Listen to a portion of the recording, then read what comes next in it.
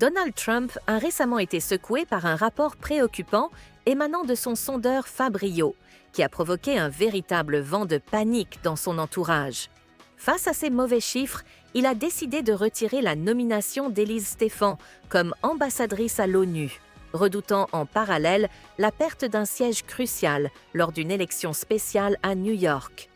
Le rapport indique une chute brutale du soutien républicain dans le 6e district de Floride, historiquement acquis à Trump avec une marge de plus de 30 en 2024. Désormais, le démocrate peu connu Josh Will atteint 44% des intentions de vote, dépassant le candidat pro-MAGA Randy Fine, 41%, tandis que 10% des électeurs restent indécis. Ce revirement rappelle le récent basculement d'un district républicain en Pennsylvanie, tenu depuis 1889, passé aux mains des démocrates.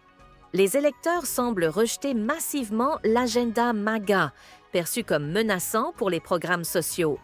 Craignant un revers à la Chambre des représentants avant les élections de 2026, Trump a préféré écarter Élise Stéphan, dont le siège dans un bastion républicain new-yorkais, plus 21, paraît désormais vulnérable. Selon certaines sources, Trump a vertement critiqué son ancien conseiller à la sécurité nationale, Mike Waltz, pour avoir envenimé les tensions via un groupe de discussion controversé. Pire encore, Trump n'aurait même pas été informé de la mort de 4 soldats américains en Lituanie, ce qui souligne son détachement vis-à-vis des enjeux critiques. Les derniers sondages révèlent une chute de 16 points pour les républicains en Floride, passant de plus 12 à moins 4.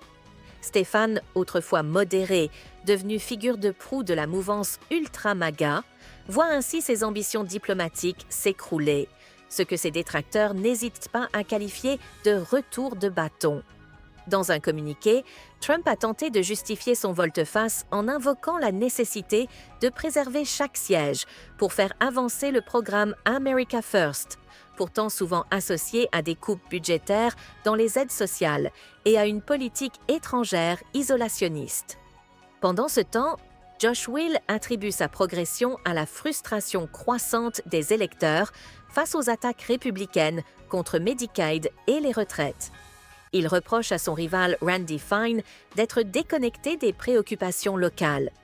Élise Stefanik, connue pour ses positions très dures, opposition à un État palestinien, soutien à l'annexion de la Cisjordanie, est également critiquée pour avoir défendu Trump, malgré sa condamnation pour agression sexuelle, balayant les accusations comme de simples « chasse aux sorcières ». Son soutien inconditionnel incarne la radicalisation croissante du parti, qui commence à inquiéter même en interne. Alors que les démocrates exploitent la colère populaire, Trump et ses alliés semblent désorientés, confrontés à la possibilité que leur programme coûte bien plus cher que prévu.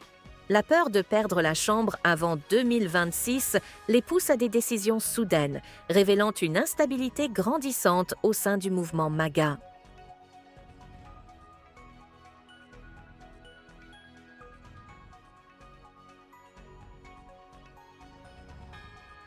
N'oubliez pas de soutenir et de vous abonner à la chaîne One World News afin de rester informé des dernières actualités.